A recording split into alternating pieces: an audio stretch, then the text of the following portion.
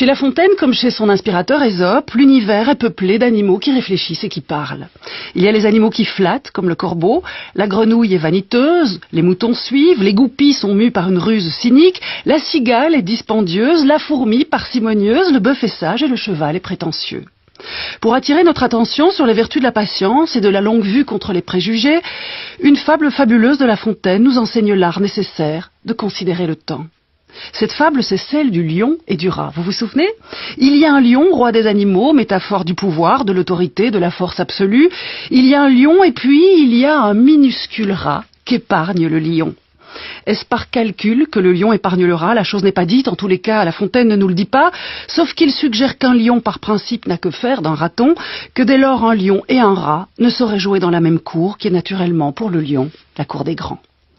Mais voilà le lion, tout puissant qu'il soit et qu'il s'estime, le voilà qui est pris dans un piège et qui pourrait mourir. Le rat se précipite à son secours, sourd à tout préjugé, et ronge le filet qui retient l'animal prisonnier. Et c'est ici, exactement, que La Fontaine dit cette chose merveilleuse. On a toujours besoin d'un plus petit que soi, et d'ajouter que patience et longueur de temps font plus que force, ni que rage. C'est comme s'il nous rappelait La Fontaine que le petit et le grand n'existaient que l'un par l'autre, que leur salut réside dans leur complémentaire coexistence et qu'aussi il était sage de toujours porter son regard au loin, d'anticiper et d'être juste, et juste capable d'attendre, et peu importe la longueur du temps. Savoir attendre serait une autre manière de dire qu'il faut du temps pour devenir ce que l'on est, ce que l'on voudrait être et ce qu'ardemment nous désirons. Attendre pour comprendre que les choses sont ce qu'elles sont, comme elles sont, indépendamment de nos croyances et de nos aveuglements. Attendre que passent les choses et les êtres que l'on ne peut retenir parce qu'il faut qu'ils passent. Attendre patiemment, sans forcer et sans rage, de trouver sa place entre les plus petits et les très grands.